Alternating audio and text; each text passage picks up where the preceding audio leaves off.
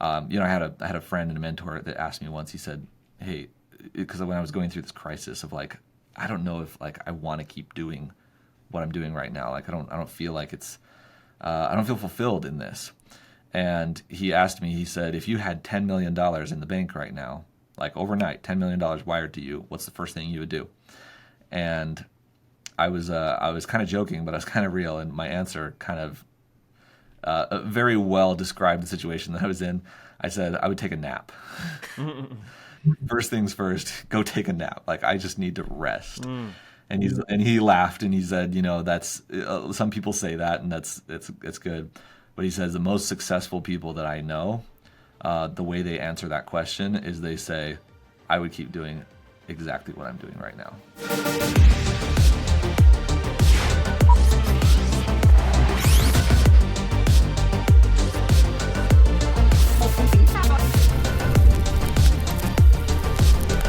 Welcome back to another episode of the Rough Cut Club. I am your host, Joey Nicotra, here with my incredible co-host, Mr. Shane Reitzammer. Shane, how are you doing today, bro? Great, man. It's a rainy day in Dallas, and I'm happy to have the crew back. We got a crew out in San Diego doing a little project for a corporate gig. And Joey, how many hours of sleep have you had? Yeah, I worked 48 hours, and of those 48, in 2 days, I worked, I think, 42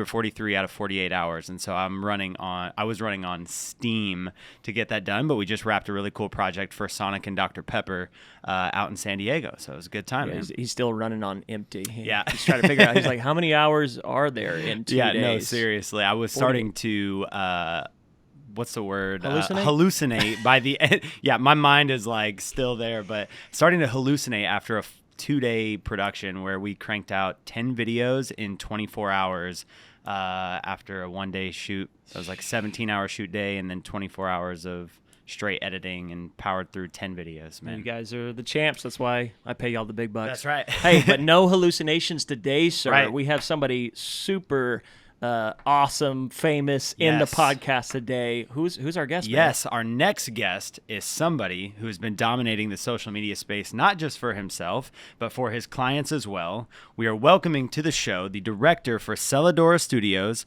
founder of Cinema Mastery, and secret rock star musician, the short form content expert, Mr. Eric Thayne. Eric, thanks for joining us today, man. Hey, what's up, guys? That was the best intro I've ever heard. I love it. I'm starting to get that on like most of the podcasts, and I'm really excited, You're man. good hype, man. Yeah, I need you like waking me up in the morning with that. Yeah, I love it, man. Well, Can you just follow me around and introduce me to everybody I meet? Absolutely, man. I think we'll make that our new MO from now on.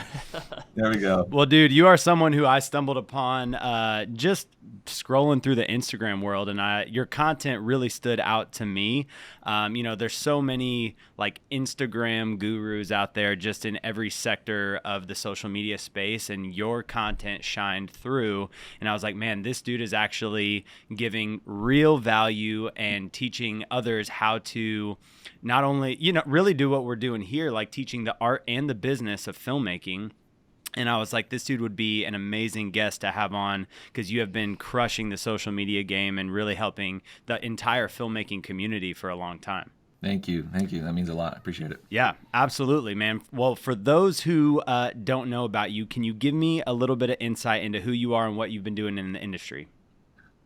Yeah, I mean, it's a long story and it goes way back, but I've been a creative, like into music, film, art, drawing, design, everything, like since I was really young. So I started playing the piano at like 7 years old. I've played for how many years has it been now? 26 years.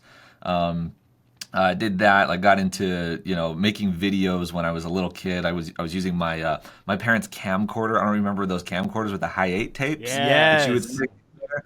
Yeah, so that was how I got started making videos. We would go and like my friends and I, we were really into like superhero movies and stuff. And so we go and like try to recreate action scenes and like really cool like in-camera special practical effects.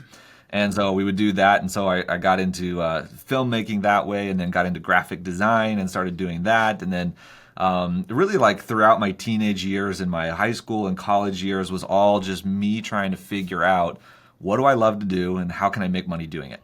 And so that was kind of like my motto growing up, was like, I want to just do what I love and I want to make a living doing it. And that's pretty much the goal. And so I got into iPhone development, web development, coding, like music production, started a recording studio, got into filmmaking, making YouTube videos, started a production company, did that. And then, you know, that obviously grew into other things, which we'll probably end up talking about at some point today, I'm sure.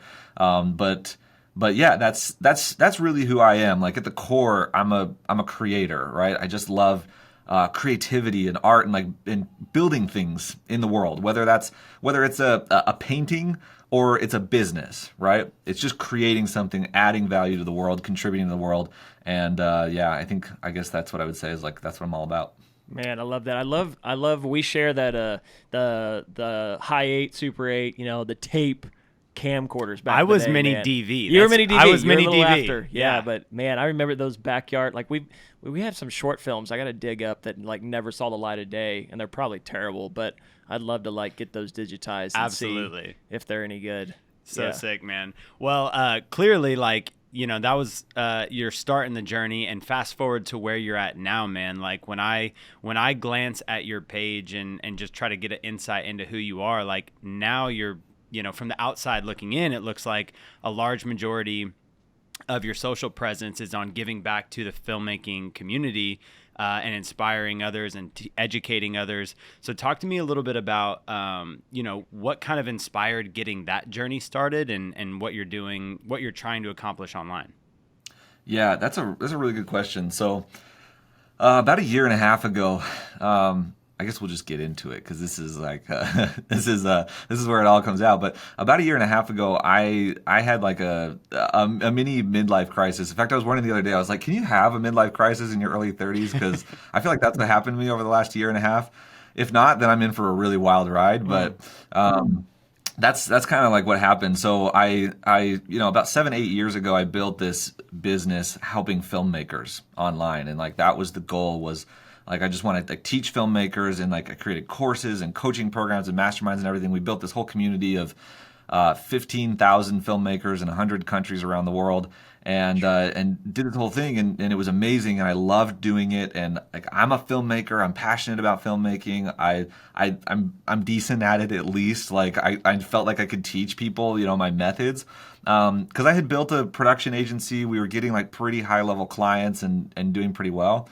And so a lot of people were asking me questions like, how did you do that? How do you create work like that? How do you get those clients and everything? And so I started just sharing those ideas with people. It eventually turned into the courses and the masterminds and all that kind of stuff. And so for 7 years, that's what I was doing, is I was selling those courses and programs to filmmakers. And about a year and a half ago, I mean, I won't get into the whole story, but the short version of it is that business basically crashed. And there were a lot of reasons why. A lot of things that mistakes that I made that, you know, in hindsight, it's really easy to spot them and be like, oh, that's exactly what I did wrong. You know, relied too heavily on Facebook ads, and then Facebook ads got really expensive, and then it started causing problems, and then we were in deep with payroll, and then all this stuff started happening, and I hit a really, really low point in my business and in my life. And it was like one of the hardest times because I didn't know what I was going to do. I didn't know how to get out of it. I didn't know. I just didn't know what the goal was. I was like, I'm doing this. I'm stuck. Like my ad costs are insane through the roof. I'm running out of money. I'm going further and further into debt like every single day. Just like, you know, when you're an entrepreneur and you go into 1 month with a certain amount of money in your bank account and you come out of that month with less in your bank account, you really start to wonder, what the heck am I even doing here? Like, what is happening? And so a lot of that started happening, and what they say is that your deepest valleys serve to teach you the lessons that you need to get to the next peak, right? And that for me was basically what happened. Even though it's really hard in the moment, and you've got this hard thing that you're going through, like those failures, those struggles really serve as lessons for you, because you're going to learn in that struggle what you got wrong, like what you're doing wrong, in order to, and like if you learn that lesson, that will take you to the next peak. And that's really what happened to me. Was it took me through this really like almost an identity crisis of trying to decide, like, what am I doing? Why am I doing it? Like, am I doing this for the right reasons? Am I doing it because it's what I want? Am I doing it because I really want to serve, or am I doing it because I feel like I need an outcome, or I needed money or recognition or fame? And when you start having those really deep discussions, I think this is really important for creators in general, because a lot of us, when we create whatever it is that we're creating, whether it's a business or it's art or it's filmmaking or whatever it is, whatever you're producing in the world, a lot of times we create out of what we think is what we want to create, but it's really actually born out of a need for some sort of outcome, right? It's like I'm making films, or I'm building this business because I need to make money, or I need to be seen as successful, or I need to be validated by other people. And that's not really true creation, right? True creation is born from within. It's born from a want, a desire to serve, a love, a passion. It's you creating what you want to create because you want to create it no matter what happens. And that was kind of like the epiphany that started going through my head at that point, when I started realizing that and understanding that what I had to do in that moment was probably the hardest thing for me, which was in the moment of the most need to make money in order for me to survive, I had to choose to let go of that need. Let go of the need to make money, to see an outcome, to see anything happen, and get back to doing what I love to do simply because I love to do it. And that is a very hard thing to do in a moment like that. And it feels like a very risky thing to do like that. It's really hard to not need money when you need money. Yeah. Right. And so it was scary. I didn't know what was going to happen. Luckily, I had a really good mentor who helped me understand this and helped me see that that's what was going on, and that I needed to learn how to let go of that need for validation, success, money, like whatever it is, and just get back to doing what I love because I love to do it. And by doing that, which honestly was a whole inner journey that I went through that was intense, and I learned a lot about meditation, and learned how to get over depression and anxiety and like all the things I was struggling with that were caused by my business. What happened is I started making higher quality decisions, which is a result of being in your creative space, in your zone. When you're in a flow state, you make really good decisions. So that's a result of being present, right? Of being aware, not operating from your past self. So I started making a lot of higher quality decisions and growing the business again. And one of those decisions was I decided to start posting on social media short form video content every single day. And it was like, this is all I have left. Like, I just got to get back to just creating and helping people and just do what I can do and see what happens. And I did that. I started posting every single day. The videos weren't very good at first. I don't know if you guys saw those videos. This was like literally just a year and a half ago. And I started making my first videos, which I had made videos before. I had created content, but it was always sporadic and inconsistent, and like just never really could stick with it.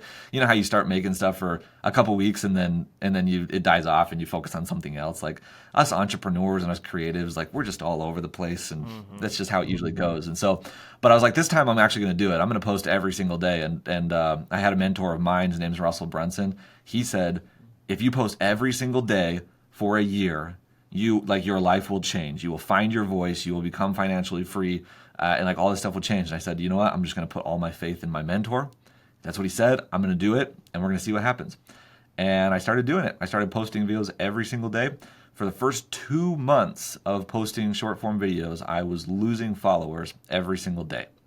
So imagine that, making these videos, not knowing if it's going to work, not knowing if this is even the right idea, and seeing my follower count go down every single day.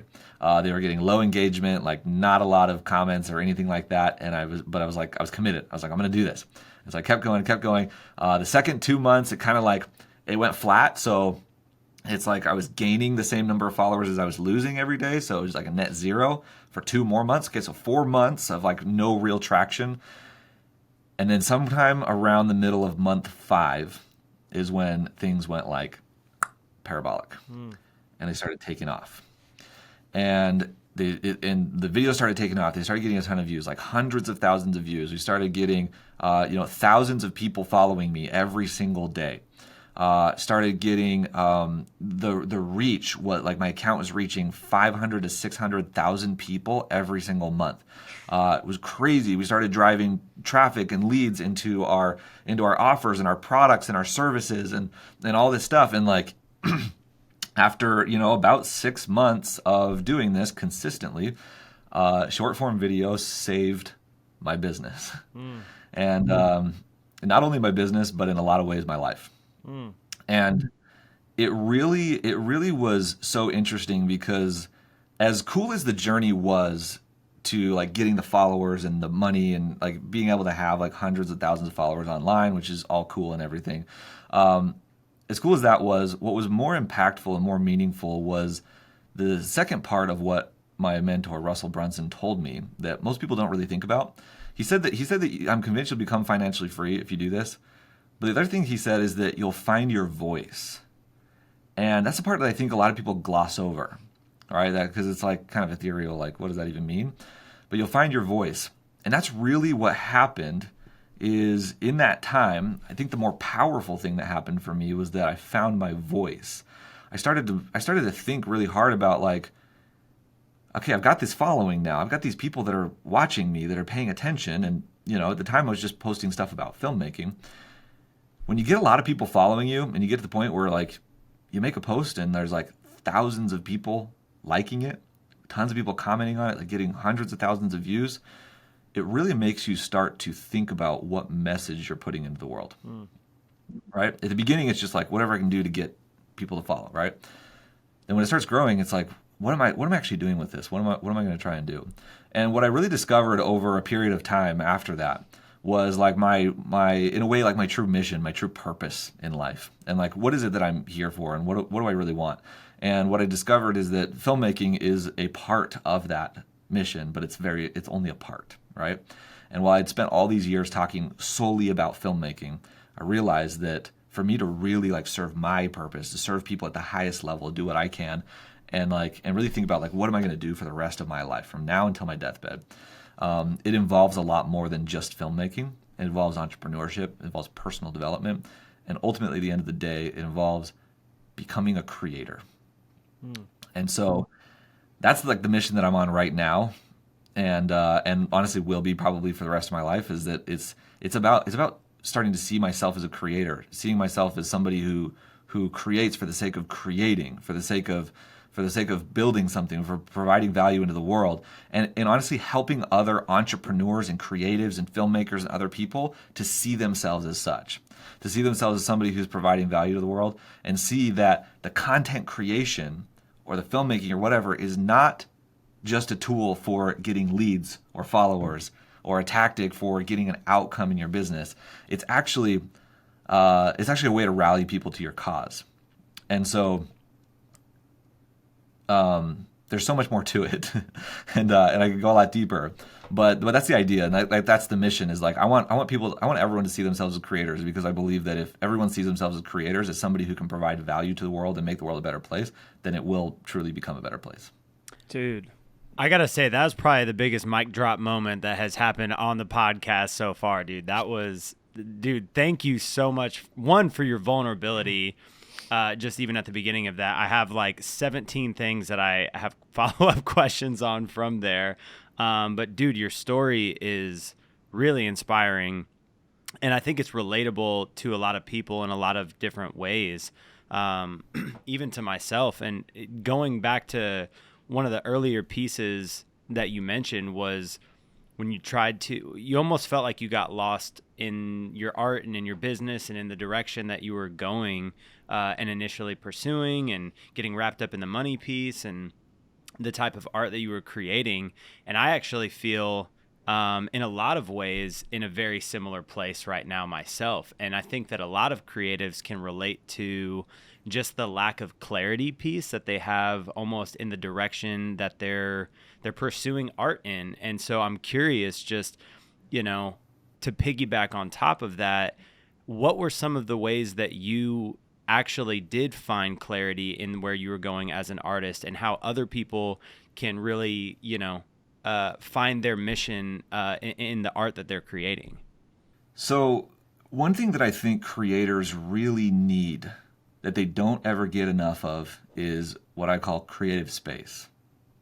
And what creative space is well, it can take a lot of different forms, but I think for a lot of people and in a lot of cases, it means you're spending a lot of time doing nothing.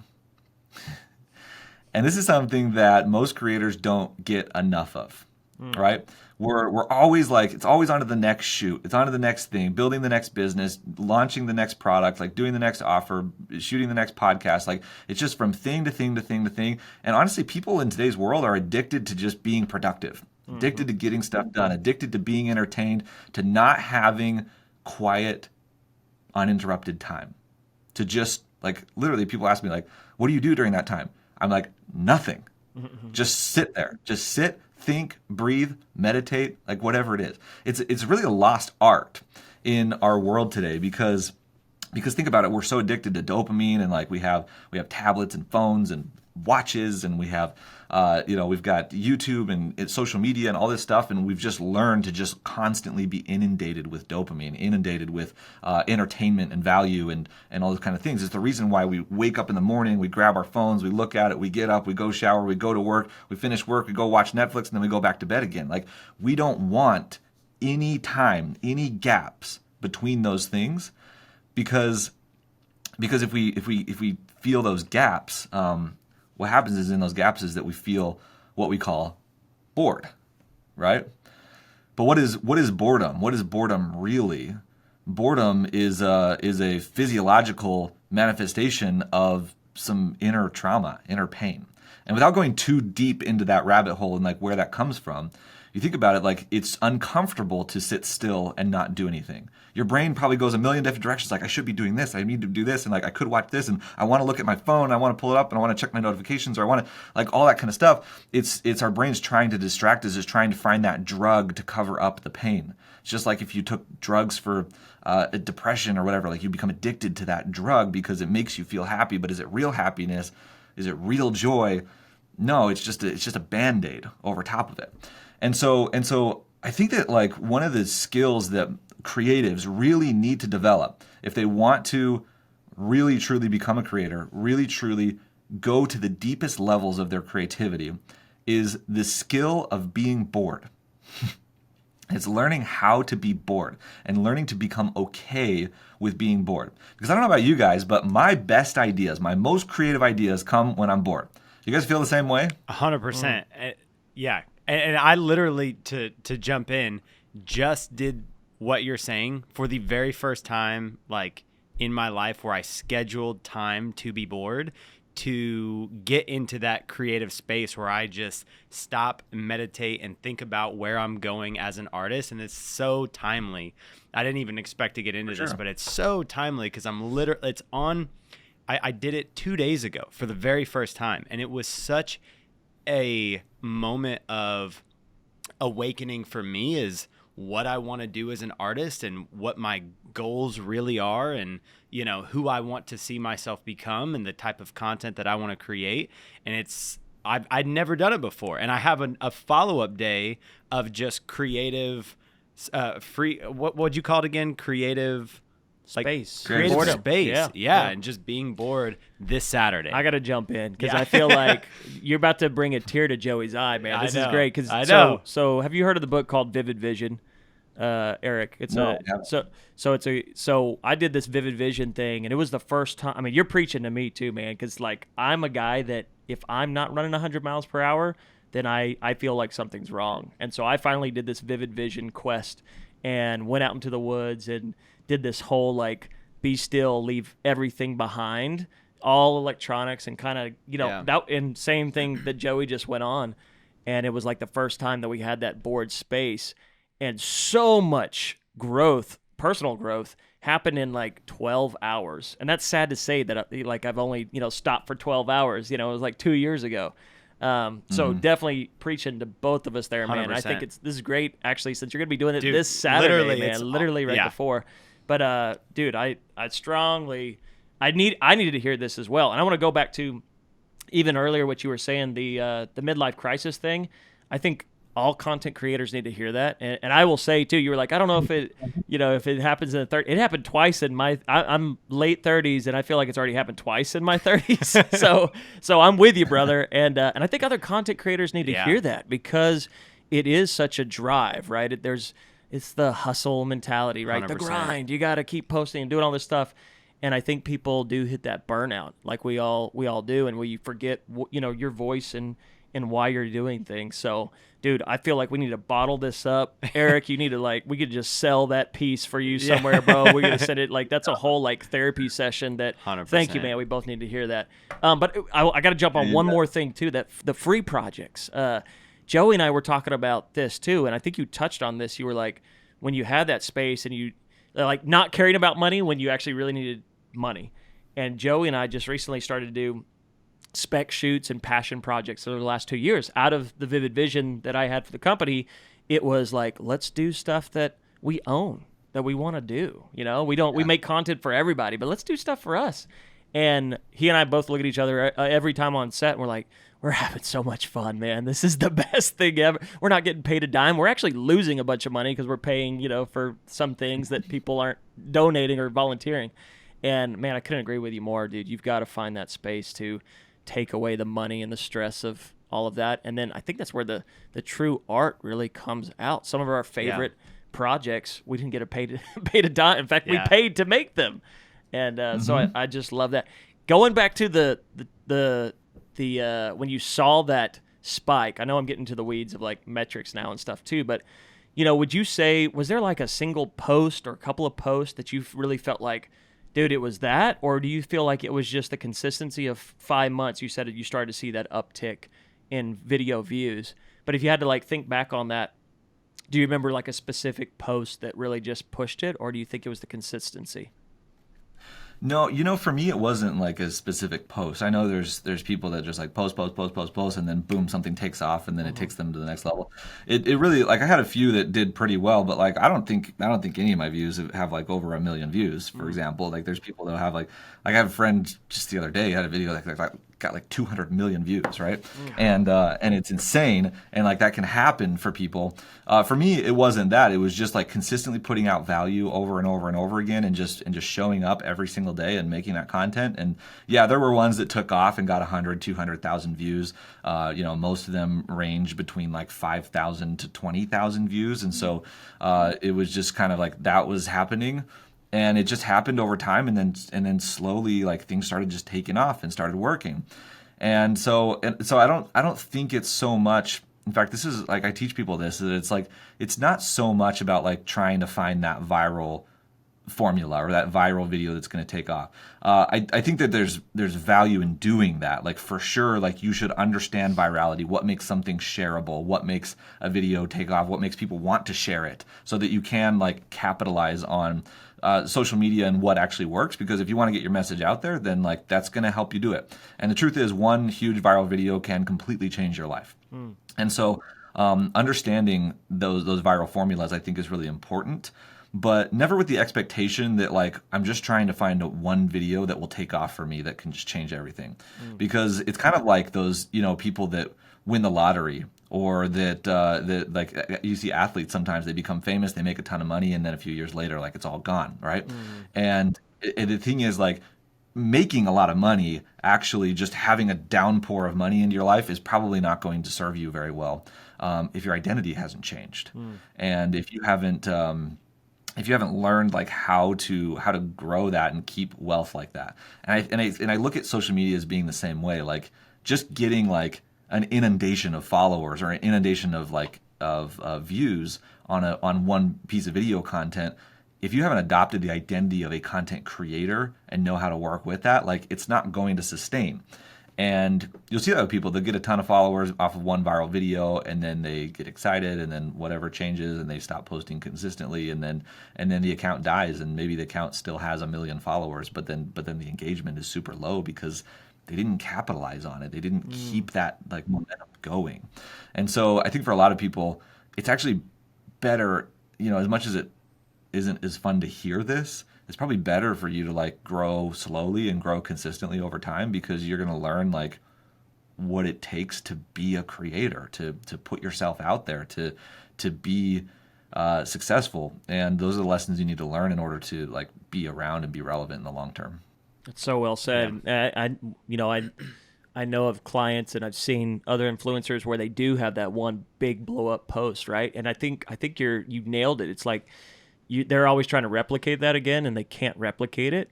Yeah. And then really what's missing is their voice. Like, why are they creating the content, and what's the purpose behind it? Instead of like, this was a really dope post that, got picked up by an algorithm and got a lot of views, but it's not sustainable. Well, and I think it's like, also to your point, it's who you become in the process, you know what I mean, that allows you to help sustain your journey, like the daily consistent grind.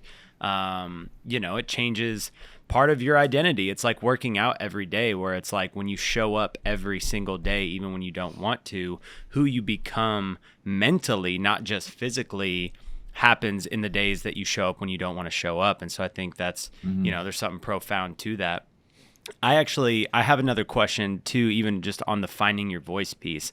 You mentioned that like in being consistent every single day, it helped you to find your voice. I'm curious if there's any other advice you would give to creators who are struggling to find their voice outside of just posting consistently. Like, what are some steps that people can do to help find your voice, and what is that, like, why is that important for a creative to find their own voice? Yeah, and I think it takes a lot of time. You may not be in the season of your life where you're ready to like figure that out, and it's okay. Like, I think it's an important step, but it's not something that's like, I can't. What a lot of creators will do is they'll be like, a lot of people is like starting out will avoid or procrastinate producing or creating in the world because they haven't figured it out yet, right? And that's a problem. It's like, well, I don't know what I'm supposed to be. Like if you're in that stage and you're like, I don't know like who I'm gonna be or like what I'm trying to do or what I want to make happen, then the answer is like, just get out there and start making stuff. Like, just go. If you're a filmmaker, go start shooting passion projects. Go start working with clients. Like, go test a ton of different things. Like, go figure out what you actually love. And that tends to be a lot of people in their 20s or maybe even younger or even 30s. It's like just go have fun and figure it out and test it out. And that's really like who I'm speaking to. Where I'm like, if you're trying to get started with content creation, you don't really know who you are yet, just start creating a lot of content, and like you're gonna figure it out really fast, because content creation has this way of exposing you to the world, and like the only way to get to the next level is allow yourself to be exposed, to be vulnerable, and to open up. And it's a very I believe it's a very noble journey. It's very needed for most people in the world, and it is the biggest thing that will make an impact on other people. Is the more that we all like open up about like what's really going on and share those journeys with people. And so I think like if that's you, like just get started creating and start figuring that out, and it'll happen. And then the actual like finding your voice is really like what it comes down to, is finding that like personal mission.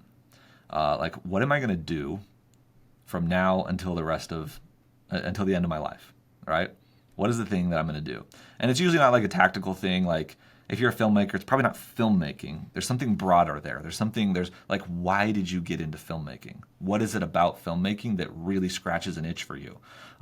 What is it about it?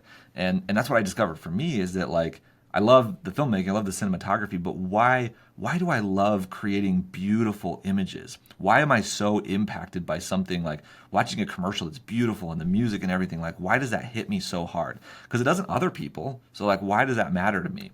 And when I started asking myself those questions and started getting in touch with like, why, and going layers deep into like, what is actually happening underneath the surface there, it's when I started to get clarity on that idea that like, wow, like it actually means something really important to me to be a creator. And that's not just, at least for me, like it's not just like people think creator like, oh, a filmmaker, a photographer, like that kind of thing. Like I see it from like a really deep, like even divine nature standpoint. I don't know if you guys are religious, but like to me, like I believe that we were all meant to be creators. We were designed to be creators. We were designed by the creator to be creators, to create on this earth and to produce and to provide value in the world. And that's like that, it actually gets down to like our essential purpose in life. And so for me, that's what it was all about. It was asking those questions of why do I care about this? And then going another layer deep, like, why do I care about that? And why do I care about that? Why do I care about that? And then really starting to figure that out. So I would say that it's getting out there, starting to create content, because content creation, again, is exposing and it's vulnerable, and it works for getting you to know those things. But then really, like, is that creative space that we talked about. Take some time to meditate on why do I do what I do? What do I really care about? What is important to me? And when you start asking those questions, you start asking questions like, I had a friend and a mentor that asked me once. He said, "Hey," because when I was going through this crisis of like, I don't know if like I want to keep doing what I'm doing right now. Like I don't feel like it's I don't feel fulfilled in this. And he asked me, he said, if you had $10 million in the bank right now, like overnight, $10 million wired to you, what's the first thing you would do? And I was kind of joking, but I was kind of real. And my answer kind of very well described the situation that I was in. I said, I would take a nap. First things first, go take a nap. Like, I just need to rest. And he laughed and he said, that's some people say that, and it's good. But he says the most successful people that I know, the way they answer that question is they say, I would keep doing exactly what I'm doing right now. And when he said that, I knew that was a huge missing piece in my life. Something about what I was doing wasn't aligning with me. It wasn't what I wanted to be doing. It wasn't, it was working. It was making money, right? And so like I felt the need to keep doing it in order to continue making that money or continue putting on this facade of success. And when internally, like I was actually struggling and actually didn't really feel fulfilled. And so those questions are really helpful, is really starting to think like, what is the thing that I'm going to do from now until the rest of my life? Like the business that I'm in right now, if I grow that thing and it scales and I exit and I make a ton of money, then like, what would I do then? If I had $10 million in the bank, what would I do? What would I do if I knew that no matter what I do, it will be successful? If I knew that whatever I did would be successful, what would I do? When I started asking those questions, that's when I started figuring it out. Man, that's beautiful. Yeah. It's so timely. Oh, I think there's some tears in Joey's eyes over here, actually. It's so timely. Look at this guy. It is. I'm like literally in the middle of this quest right now in my own like personal life. And I'm going to go back and just re-listen to this podcast just for me, man. Yeah, listen to it tomorrow, man. I think it's such find it. Dude, it's such an important question. All of these are important questions to ask and to have direction. And, part of that Vivid Vision book that Shane was mentioning is like so many people so often in life, like I'm just paraphrasing, but they just keep going in their careers without ever answering those questions. And then they get, 5, 10, 15, 20 years into their journey, and they look back and they still don't know the why and why they're doing what they're doing. And man, I just find so much personal value in just the, having a personal mission that you're fighting for. And I can't remember if we mentioned this, but someone in that book, they were talking about if you're building a church or something like that, and you tell the person who's laying brick, like, you're gonna go build bricks for this church, versus if you told someone you're gonna go build bricks for this church so that people can go and worship like a God that they love and who have served them, they're gonna build that church with more mission and purpose in their everyday life.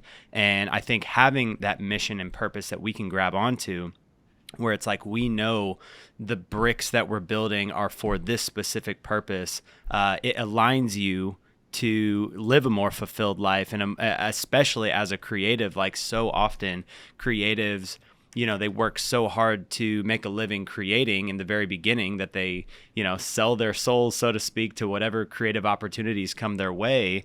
And then they get to a place where now they're not hurting as much for money, and they start to ask those questions on what do I really want to create now that money is not tied to the need, like you mentioned early on. And so I just think that that's a really profound mission and quest to get on as a creative and just as a person. So yeah, you got to find like you said, the creative space to ask those questions. Like Simon Sinek, start with the why. Yeah. Like that's what I did. I sat there, same thing, and just like, why do I do this?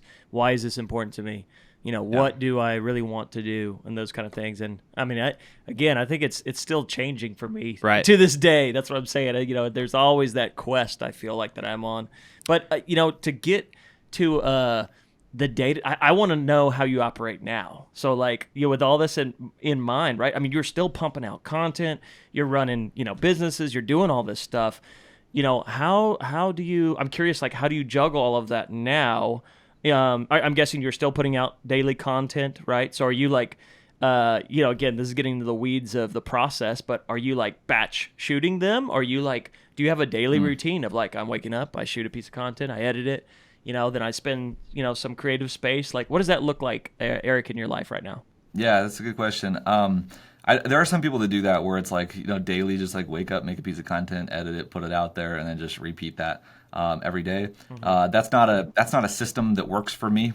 And so I think it's a matter of finding out like what works for you. And I also like, I have more important things to be doing too, to be spending like all day, every day making content. Like the content's a key part of the equation, right? To build the movement, to build the cause, like to support people, to teach people, like that's huge. But there's like, I feel like there's so much more to do. And so for me, so the way that I do it, like, I typically batch content. I'll sit down and shoot, because I'm a filmmaker, I have the camera set up and everything. I'll shoot like sometimes even just like 5 or 10 videos in one go, maybe every other week, or I'll sit down and create some content. If I'm out and about, or I'm doing a podcast interview, or I'm like traveling somewhere for something or whatever, like I'll make sure that I'm capturing content and creating stuff so that we can add that into the mix as well. But it's usually, about every other week. For most of the creators that we work with, it's usually like a once a month thing, like sit down once a month, shoot a bunch of content and get it all out there so that it's done, and then hand it off to your team in order to get it produced. And honestly, like, I can get in the weeds about like how I shoot content and everything, but I will say that the biggest tip that I have, the biggest reason why I'm able to do it now and run all the business and everything is because of the team.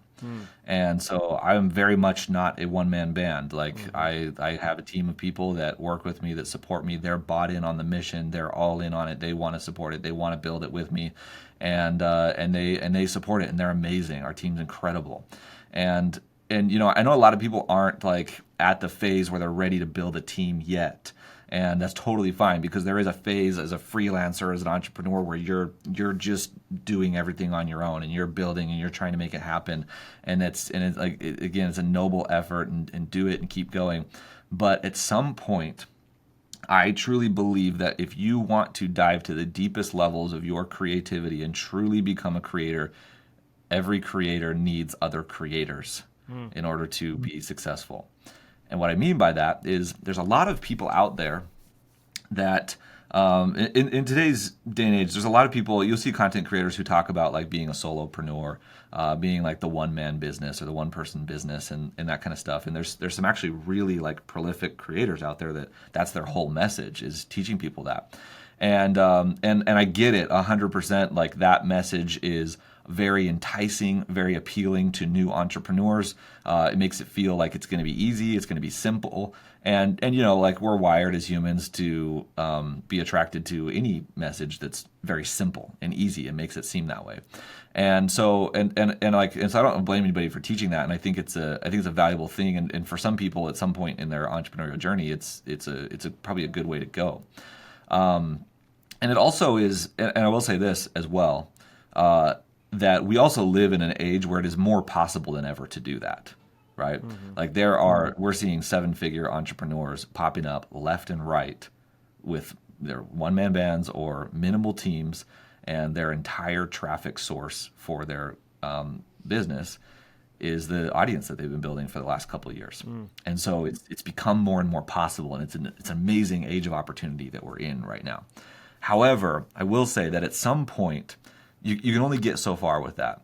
And I honestly, I tried for a lot of years to grow my business as a one-man business, and actually did really well. We started selling tons of products. We started got it to where it was going really well. Things were growing, it took off. I mean, to give you an idea, the acceleration, it took me with this business, it took me 3 years to hit $500,000 in revenue. Okay, so if you think about that, over a 3-year period, a total revenue is about $500,000. When it started taking off, when it clicked, when it worked, we matched that and we doubled it in 6 months. Wow. So that was the acceleration to hitting over $1 million in revenue. And that was insane. It was exciting. And I was like, I cracked the code. I figured it out. It was amazing. But then it was like what we talked about earlier. If you just get inundated, what is really happening? And it all crashed, right? It happened. It grew. It was amazing. And then over the next year or 2 or 3, it just just started disappearing because I wasn't the person that was ready to be able to do that. And not that I just wasn't ready, but there's a point where and usually I feel like this is around the 6 to 7 figure mark for most people, where you just can't go to the next level by yourself. You don't have the capacity. It's just not possible. And if you're trying to still, you're really limiting the impact that you can make in the world. And so creators need creators, right? I need to really figure out, what is it that I'm good at? What is my craft? And that craft is not filmmaking, it's not photography, it's not that. It's what are the soft skills that I'm really good at? What are those things that I'm really good at? And how do I bring other people into my organization, into my team, who are also creators, who are really good at their thing? And so that I can show up and do my thing, and they show up and do their thing, and everybody does their thing and lets everybody else do their thing, so that we can create what I call a creator economy inside of our organization. And so when you're building a team, think about it that way. How can I create a team of people who are creators, who are good at their craft, so that we can actually build something together?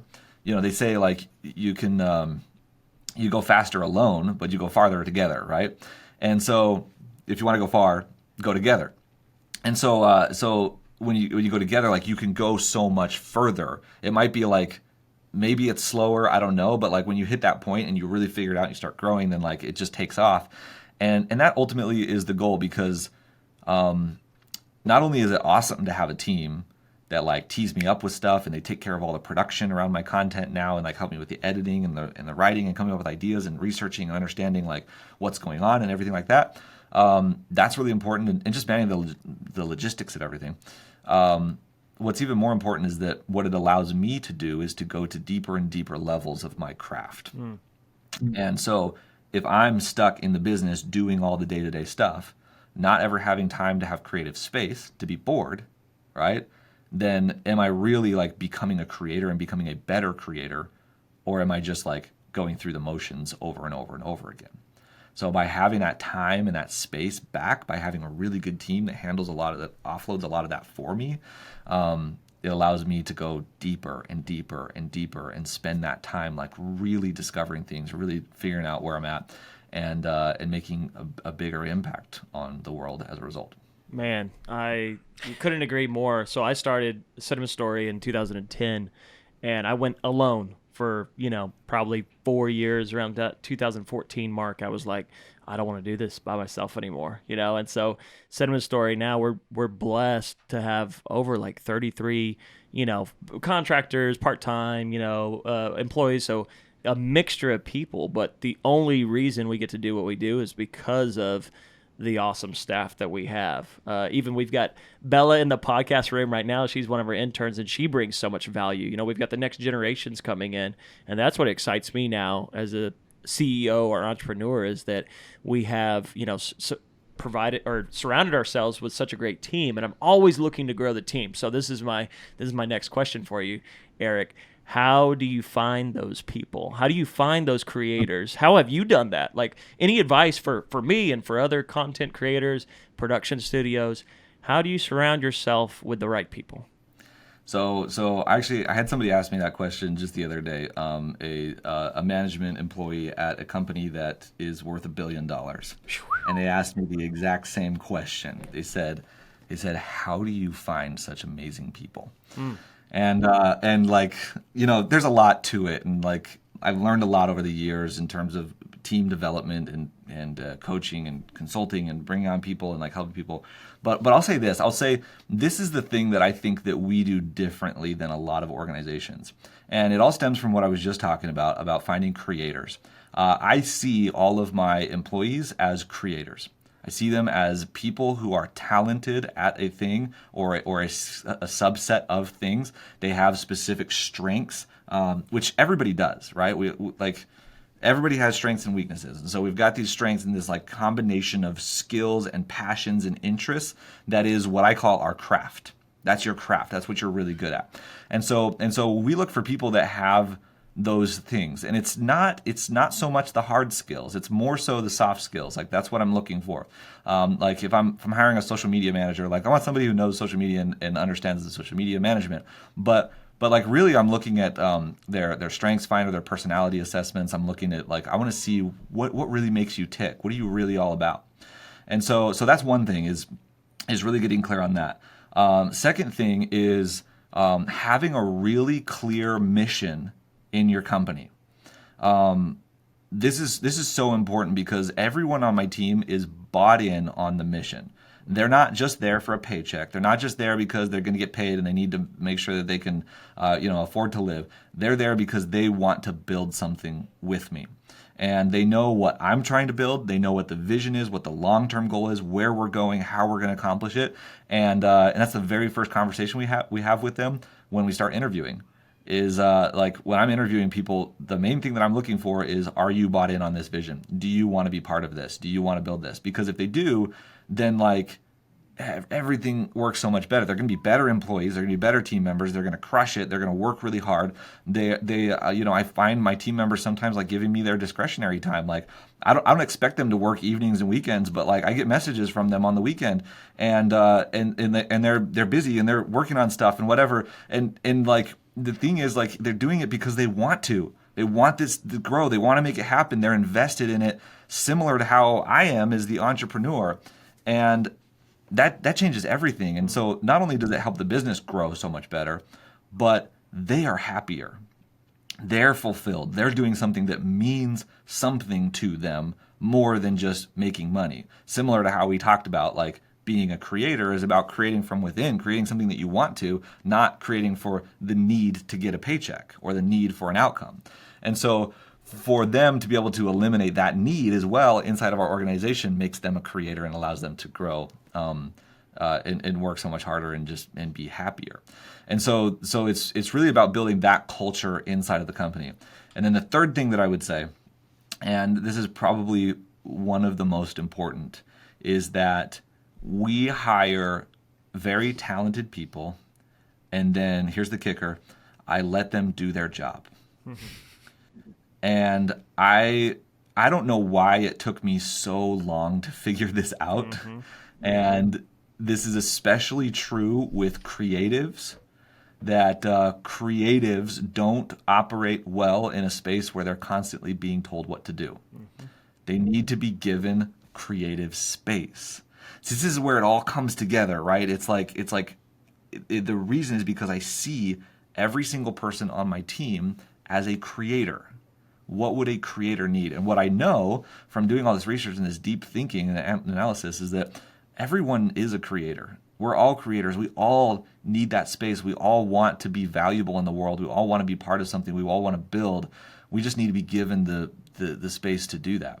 And most people work for organizations where they just get like stacked with stuff to do, and they don't give them that space and that time to be able to do their art and to get good at it and to be in like a visionary and a strategic mode. And so that's the last thing is like when you hire people, let them do their job. And you know what? If you let them do their job and it's just not cutting it, it's not working, then you got the wrong person. Yeah. And you need to go make a change. But just like constantly telling them what to do is not gonna do it. So, I told my COO recently. I said I don't know why it took me so long to figure this out, but I don't hire people anymore to tell them what to do. I hire people who tell me what to do. And that's been the biggest difference. Love it. Yeah, love it. Man, we got the master class right there with the 3 recruiting tips that he told a $1 billion corporation to, which I love, man. Thanks for sharing those, and definitely hit home. And man, I feel like you might not have read any of these books, Traction, Vivid Vision, or Start With Why, but I feel like he doesn't need to read those. He just put the masterclass on, because you've touched on a lot of what they say in those books, man, and obviously you have the proof of it actually working. So thanks for sharing. Can we just dive in? What does your team look like? How are y'all remote, office? Y'all, how many people do you have working with you? What does that look like currently? Yeah, we're like between 10 or 15 people. Most of them, well, I would say like half of them are full-time W-2 employees, and then we've got contractors that do various things for us. We're all remote, 100%. So I actually love having a remote team. I think it's, just the ability to hire like anyone in the world is amazing. So you're not having to like try to find somebody in your local area or like get somebody to move out there. It can be very limiting. So when you're looking for really good talent, it's helpful. And I like being remote. It's fun to just like, we get on Zoom, we do our calls, we co-work together sometimes on Slack. So that's how we run everything is remotely. Yeah. And it's primarily like the way that we've structured our team is a series of, it's based on people's skill sets. It's based on people's their strengths, right? And some people are more visionary, some people are more strategic, some people are more tactical. And so we have and I think it's part of the reason why it works. And one of the biggest mistakes that entrepreneurs make hiring creatives is that they don't understand how creatives work, how they need to like operate in order to be successful within a role. And so like I'm a creative, and I've worked with creatives my entire life. Like I know people on that level, and it's a different way of looking at people. But I think by doing that, it's helped us like structure it, like almost look at it as like stacks. So within any given department, we have like the more visionary strategic types, and then we have the more tactical people. So like if it's graphic design, for example, we need like visionary graphic designer who can see the whole picture. But that's not going to be the same person who's just like boots on the ground on the floor, like mass producing thumbnails for us, right? And so a lot of people look at it as like, I just need a graphic designer, and then they expect them to do everything, but they don't look at like, what type of designer is this? Is this like a more tactical person? Is it a more visionary person? And you really you need both, or even in some cases 3 of them, to really get the full stack and the real understanding of like, what is going to do it. Like I'm more of a visionary person. Like I understand the vision of things. If you try to get me to like sit and edit videos all day long, like it's just isn't going to happen. Like I'm not the person for that. And so knowing like what people are good at in those soft skills really dictates like where you put them in the organization and how you build that team where everybody's in the right seat and they're doing the thing that they love and that they're good at. And so then everyone's fulfilled and they work crazy hard.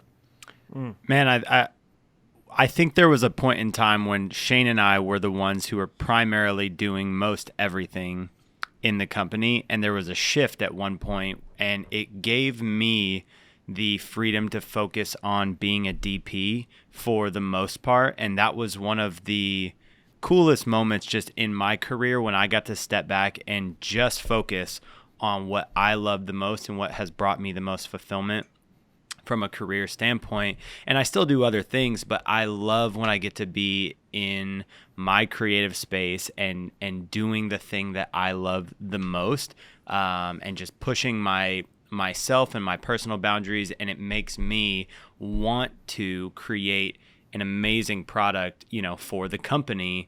And so I love just the idea that you brought up about how you build your team and the freedom that it allows each of them to do. I got to transition though really quick to Cellar Studios and ask you about, the short form business empire that you have created, because Shane and I would say probably about 2 years ago, give or take, started diving into the social media retainer space, and started having those, short form retainer models where you go and you shoot, 30 pieces of content for someone so they have a piece of content to drop every single day, and then helping them out with YouTube and then podcasts like this. And so I'm curious, just what an insider's look is on Celladora Studios, the type of products you make, and how you've allowed your clients to be successful in that model. So basically, here's the thing that I'll say first, because I think the principle is important and why we built Celladora Studios and why we started to do it.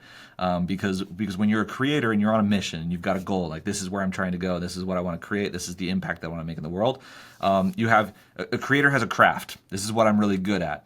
That's your craft. Your mission is how your craft impacts the world, right? So how do we impact the world with that? So you're on that mission, you're on this journey to create that, and then from there, the principle is like, now when you start to look at yourself that way, you start to see yourself as a creator, you start to realize that your business more so is the content creation, right? So a lot of entrepreneurs, they look at content creation as a tactic for driving leads into their business. It's the biggest mistake. It's the reason why it falls flat. It doesn't work because your audience, when they watch that, they're like, you're just trying to drive leads. You're just trying to make money from this. And honestly, admittedly, like that's what I did for a long time. It's why I was inconsistent with it. Like I was only doing it when it was working, right? And I see a lot of entrepreneurs doing that. So the goal is like when you start to see yourself as a creator and you go, okay, well now it's not that I have this business and I'm using content to drive leads into that business. Instead, like the content in a way is the business, right? Like that's the main thing. And it's not really the content as so much as it is the mission is the business. The whole point of this is the mission, what I'm trying to accomplish. The content is actually a tool for rallying people to the cause. And then the business, if you're an entrepreneur, you probably have a business. That business exists to support that cause, right? So if my mission is to make everyone a creator, is to help everyone to see themselves as a creator, I'm an entrepreneur. That's part of my craft, is being entrepreneurial, starting businesses, buying, exiting. Like I'm fascinated by that. I'm interested in that and good at it, right? And so if that's my craft, then like, yeah, I'm going to start this business and multiple businesses down the road and probably make other acquisitions and scale things and do all sorts of stuff. Like it's something that I enjoy doing. And so my business actually exists to support that mission, which is why I created the agency that creates content for people. One of the biggest things that holds entrepreneurs back from creating content and being a creator is that they don't know how to be creative. They don't know how to create the content. They don't know how to come up with things to say, what they need to do, like how to shoot it, how to edit it. Like the entire production pipeline is very foreign to a lot of entrepreneurs. Now, if we're talking to filmmakers here, they're all like, oh yeah, I know how to do that. But entrepreneurs don't know how to do that, right? And they need it, and they need so much help. And so if my mission is to help these entrepreneurs and these leaders and these movement builders to understand how to be a creator, then I've built a service that helps them and supports them in doing that. And so that's where the agency comes from, and that's why we're running that. So in Celladora Studios, what we do is we manage the entire production pipeline for our clients. And so you could be an entrepreneur, and a lot of these people like have massive influence. They'll get on big stages. They have huge crowds like cheering for them. They've made tons of money. They're making millions or tens of millions or even sometimes hundreds of millions of dollars.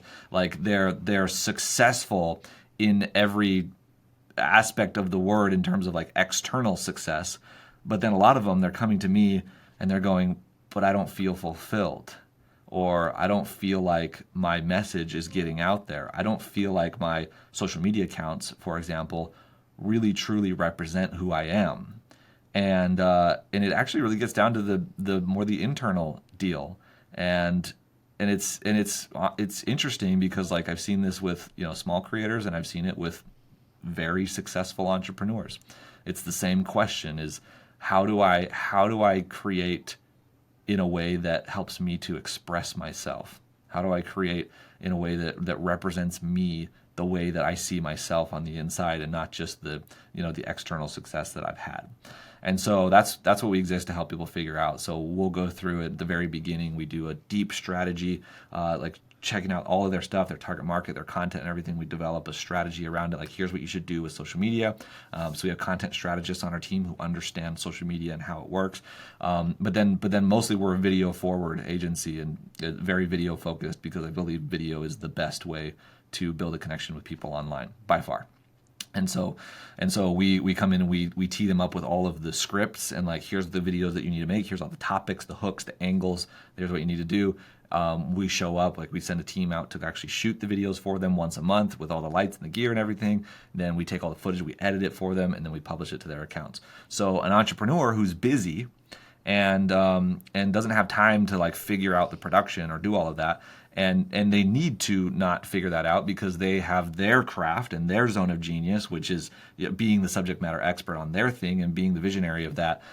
They need to focus all their time and energy on that. We want to help them and support them in going to the deepest levels of their craft by taking care of all of the production around it, so that they don't have to deal with it. So basically they show up at their own house or their own office for about 5 hours once a month. We take care of all the shooting, and then the content goes out like clockwork. And that's basically the service that we provide. Man, what I love too, I checked out the site, and this is something that we've been struggling with at Cinema Story is, we do some of that. Like, I saw on your page you have 6 services steps, right? Like, I loved how you brand, and you covered that, like branding, the production, but to distribution and even lead generation, like handling the messaging and DMs and all that stuff. So you're handling the entire pipeline, and that's what we're finding is, like it goes back to just the commercial world. Like, we, unless you're making a broadcast spot or you're, something, I always ask our clients, like, what's the goal? What's the purpose? What's the why? What's the ROI? So, because I want you to call me again, and we're going to do this again. So we have a lot of repeat clients because their videos have made them, millions of dollars. And with the social content, you've got these entrepreneurs, like you said, they don't have the time or even the expertise or the knowledge, the tech knowledge to like post and like be consistent. And so we've kind of only been doing the production side of it, and some consulting, branding, consulting, production. And I've been struggling with I don't want to own distro, and I don't want to own like all of that, because now I've got to get more people in place to handle all of these accounts. But it's like, if you create a piece of content and it's not executed properly, they're not going to get the value out of it. So would you say, was that always your model of, hey, we want to handle all 6 of these aspects because you find the most success that way? Or so you do it out of like almost necessity, like, hey, we want to take this off your plate and do it right for you? Or is it more of a kind of a individual package where you would be like, yeah, we could just do the video and content creation? Is it kind of like an all-in-one or all or nothing type model? Yeah, no, we've got a few different packages, and there's some people where we just do strategy and scripting for them. Okay. And so it can work that way for sure. It really was like we figured out, like, it started from, who are we serving and like what result do we want to help them get? And that was really like, we want to serve entrepreneurs, and we want to successful entrepreneurs, and we want to help them to become a creator. And so you go from that and you go, okay, so then what tools do they need, or what are they lacking in order to get there? And like, what's the step-by-step process? What's the journey for them to be successful with that, that we can provide, and reasonably, right? So, if you're starting a business and you're like, I don't want to get into distribution or running ads or like posting content stuff because I don't know anything about that, well, then don't do that. That's fine. Like, it's okay. Like, really get clear on what you're good at.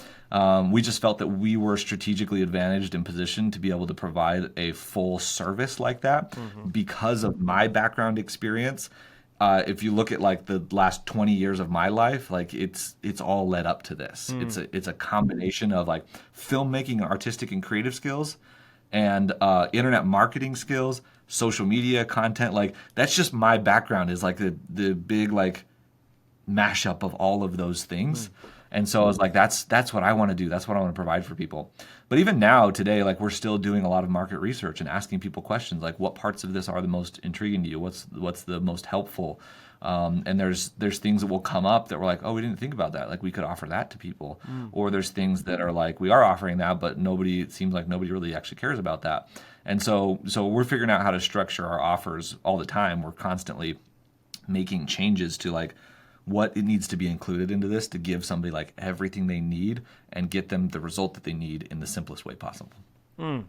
Eric, we could talk to you all day, man. You are an absolute wealth of knowledge, my friend. This has been such a great episode, and I know that Shane and I have taken a lot of value out of it. If nobody else hears this podcast, this was great for Shane and myself, man. So thank you so much for your time, man. Yeah, Before we get you out of here, we got 5 quick questions that we like to ask all of our guests. The first one is definitely the hardest, but the first question is, if you could go back and do your career differently, what is one thing that you would change for filmmakers out there to spare them from going through as well? Ooh, like my entire career or like my filmmaking career? Yeah, you want me to get specific? Yeah, like in your filmmaking career, if you could go back and do it all again differently, what's one thing that you would change? I think that like as a filmmaker, the thing that I would change is really like getting clear on get to where I know what I want to do faster. And what that means is spending more time experimenting and just having fun with it in the beginning stages. Like, I mean, you see like 22-year-olds that are like, oh no, I haven't figured it out yet, and I got so much to go, and whatever. And it's like, man, but you're still so young, and you still have so much left. And like that was me at 22. Like honestly, I always like I had that entrepreneurial bug that was like, I got to build something, I got to make money, I've got to do it fast. And I think in a lot of ways, like it probably crippled me. It was probably a crutch, because like that idea of, it was the two things. It was like I want to figure out what I love to do, and then make money doing it. I was always trying to make money while I was figuring out what I love to do, and therefore I never really got to like be creative and like really get to know what it was. Not that I wasn't. I mean, I did a lot of fun stuff, but like I think I could have spent more time just like having fun with it, making passion projects, doing things just for the fun and for the love of it, to get really clear on like what is it that I'm good at? What is it that I love? What are the best parts of this process? What do I want to do? And then from there, like then once you figure that out, then you go, okay, now how can we scale this? How can we make this like a viable thing?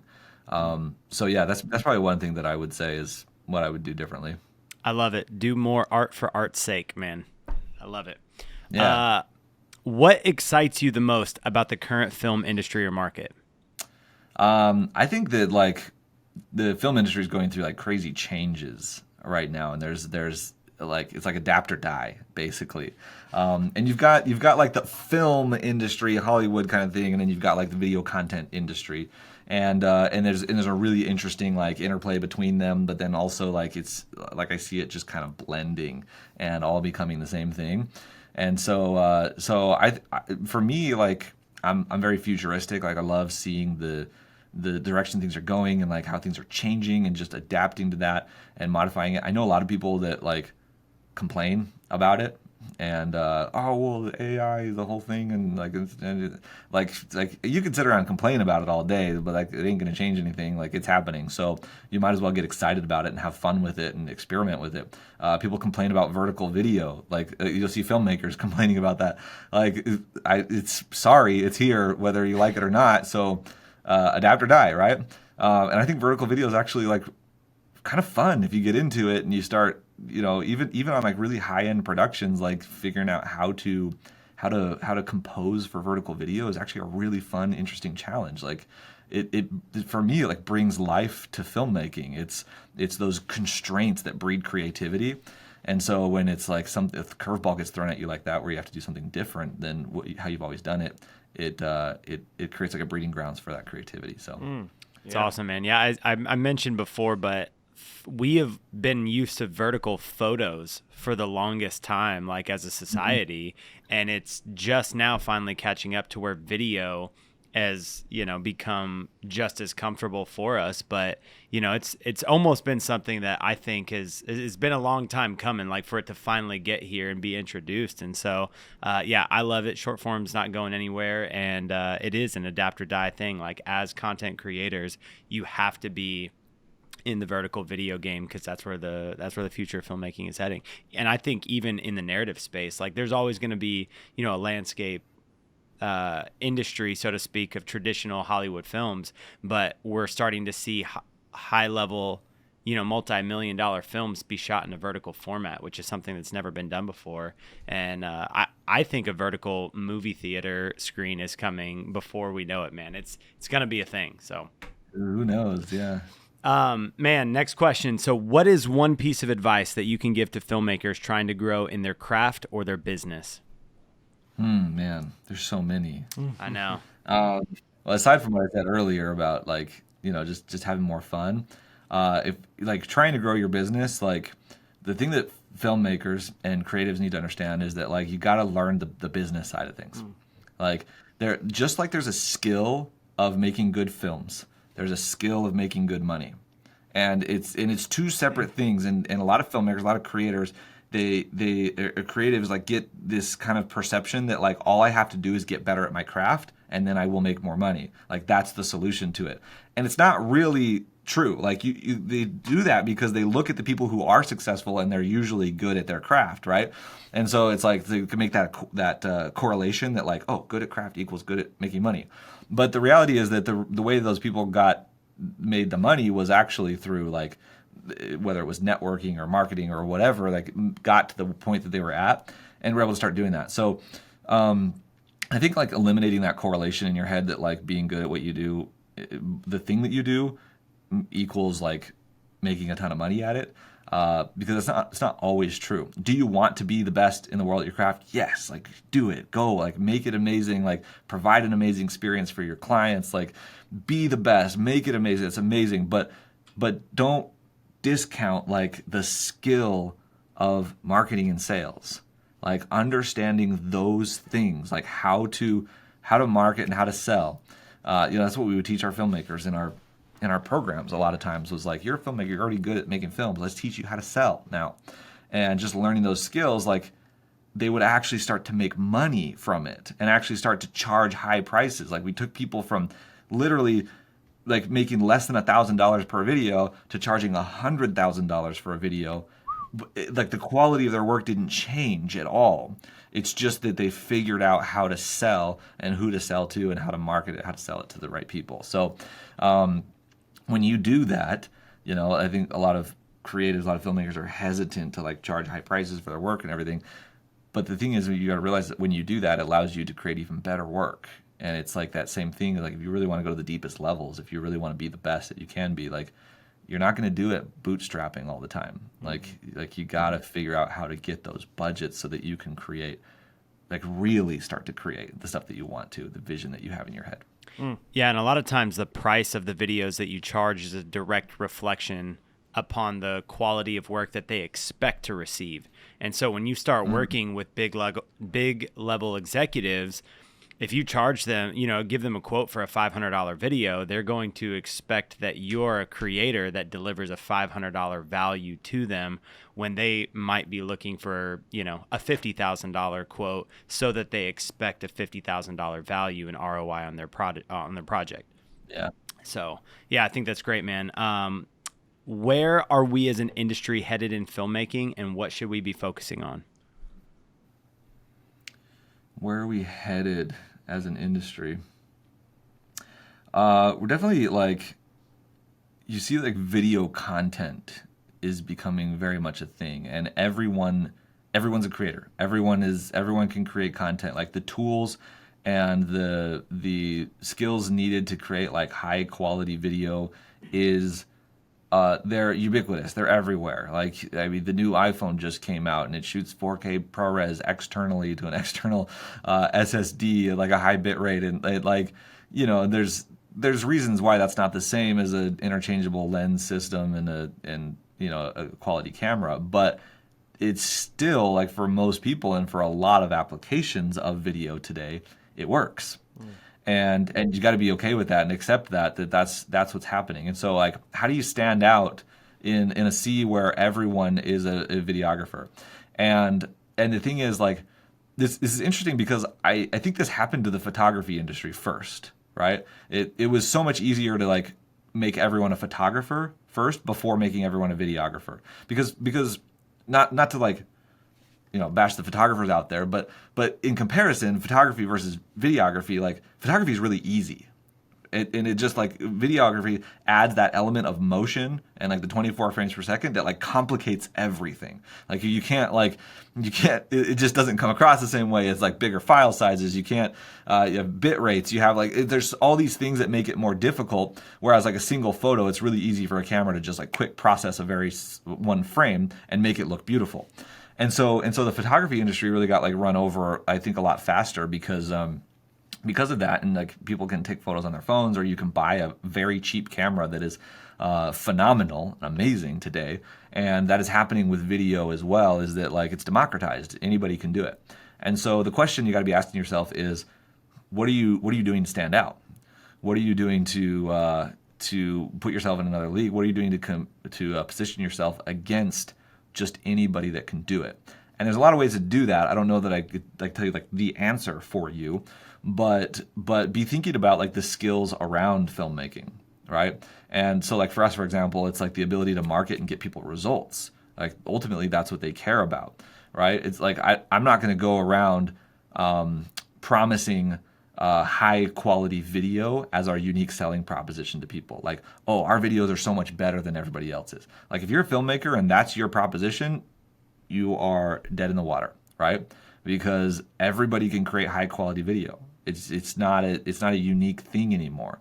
And so be thinking about like, well, what results can you get people? How can you help the right people gain status? How can you use those video skills to actually produce something for people and actually make an impact? So that's really the question that it comes down to. And if you can get clear on that, like, who's my target market? What result can I get them? Like, that's where you're going to find the success, is in that, more so than just like, I make really good looking videos. Dude, haven't we come such a long way? Eric, we were talking about the Super 8 and Digital 8 camcorders, and now iPhones, everybody can make video, edit video on your phone. And back in the day, we would shoot. You have to go buy the tape.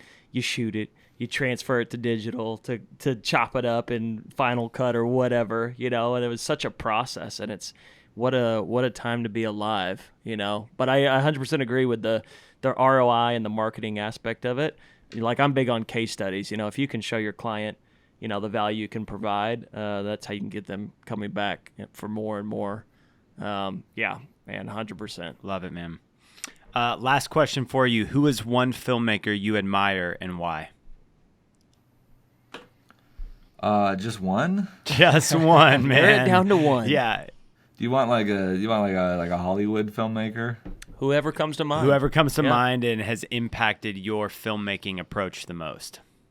Yeah, I would say that, like, I mean, I could list a bunch, but as far as directors go, like Christopher Nolan, I just love his work. Yeah. His movies, I think Inception was the first movie that I ever watched that just made me go, whoa. Right? It was like that experience of like, almost like existential experience, like watching that. I was sitting in my living room on my laptop watching it in an armchair, and like the movie ended, and then like I looked up and it was just like, where am I? Like, what is happening? Like, having that experience was like so amazing. And then I think that, like, he replicated that again with Interstellar. Dude, it was the same thing. Like, Interstellar, I was like speechless for like 2 weeks. I couldn't even talk. Dude, I literally just experienced the same thing. I'm so late to watching Interstellar, and that I had that moment where I was like, I can't watch another movie like until I process this film. It was so good. Yeah. So that was amazing, and then like Tenet was amazing too. And like I love his philosophy on filmmaking. Like people give him crap because like you can't hear the dialogue and stuff, but I love the reasons why he does that, and like he makes his filmmaking very raw and real and natural, and I think that's really cool. I will say like Oppenheimer was an amazing movie. Phenomenal, but it wasn't very much a Nolan movie, so I was a little bit disappointed because it didn't have that same like flavor to it that he usually does, but still incredible. So yeah, that's what I would say. Christopher Nolan like has been really inspiring to me just in his storytelling skills and his ability to do like unique things with filmmaking and tell original stories and just make it really cool. So he's legendary. Yeah. Christopher is the GOAT. He's the GOAT for sure. Eric, man, for those that want to get connected with you, what is the best way for people to get in touch? You can find me everywhere at Eric Thayne. So any social media accounts at Eric Thayne, EricThayne. My website's ericthayne.com. My agency is celadorstudios.com, CELADORA. And then, yeah, I mean, follow me on any social media profiles. I've got, we were talking about boredom and stuff. I actually have a newsletter that's launching tomorrow. That is just like a free weekly newsletter where I'm going to be providing like stuff like we talked about today. Like if this vibes with you, if this is like your kind of jam, being a creator and like what that means to be an entrepreneur and to grow and be creative, that's what it's all about. And so I'm releasing articles, issues through that newsletter every single week that are like really in-depth dives into some of these topics. So you can find that at ericthayne.com as well if you want to get subscribed there. And yeah, that's free 99. So we'll see you there. That's awesome, man. We'll put those links in the YouTube and all places that we post, man. We'll include those. And I'm definitely looking forward to that. I'll be subscribing to that free 99. Yeah, dude. We're super grateful, dude, for everything that you brought today on this episode. This was definitely a heavy hitter, and we are very thankful for all the education that you're giving back to the filmmaking community, man. You are making a difference in the lives of creators and just showing people and inspiring people to find their mission, find their voice. And we just thank you for your time here today, man. Yeah, you bet. Absolutely. It's been a pleasure to be here. Awesome, man. Well, thank you guys so much for joining us today, and we will catch you on the next episode of the Rough Cut Club.